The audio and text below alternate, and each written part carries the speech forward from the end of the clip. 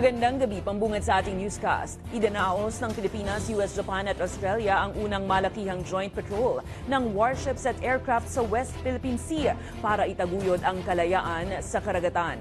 Sa paggunita naman ng Araw ng Kagitingan, iginiit ni President Ferdinand Marcos Jr. na nagpapatuloy ang mga banta sa soberanya ng Pilipinas. May balitang A to Z, si Ian Maghanoy. 82 taon na ang nakalipas nang ipamalas ng mga Pilipino ang katapangan laban sa puwersang Hapon sa Bataan.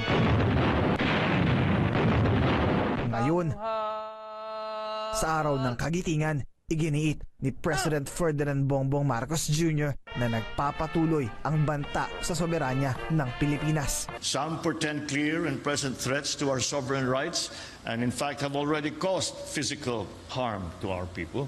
Ang mga ito ay hindi katanggap-tanggap, hindi makatwiran o makatarungan, lalo na sa panahong ito ng payapang pakikipag-ugnayan ng mga bansa. Noong isang buwan, sugatan ang 4 na Philippine Navy personnel. Nang i-water cannon ng Chinese Coast Guard ang resupply mission para sa BRP Sierra Madre sa Ayungin Shoal. Tulad ng pinamalas ng ating mga dakilang ninuno, hindi tayo dapat magpasupil at magpaapi, lalo na sa loob ng ating sariling bakuran. Sa monitoring ng Philippine Coast Guard, mas dumarami pa ang bilang ng Chinese ships sa karagatan ng Pilipinas. Pero ayon sa PCG, hindi pa dadala ang puwersang Pinoy sa pananakot ng China. We can fairly say there is an increase. But again, this is in relation with our response of transparency, telling the world about their kind of harassment. But in general, still, the level of provocation of China remains to be the same. The mere fact that more countries now are standing up and supporting the Philippines, and more Filipino people are also supportive of our approach, that's the very objective of this strategy. Kabilang sa mga bansang yan ang US, Australia at Japan na nagpadala ng warships at aircraft upang magsagawa ng joint patrols sa West Philippine Sea nitong linggo. Ayon sa US Naval Institute, ito ang unang combined multinational joint patrol sa rehiyon at ang unang beses na lumahok ang Japanese vessels. Atin ang Pinas!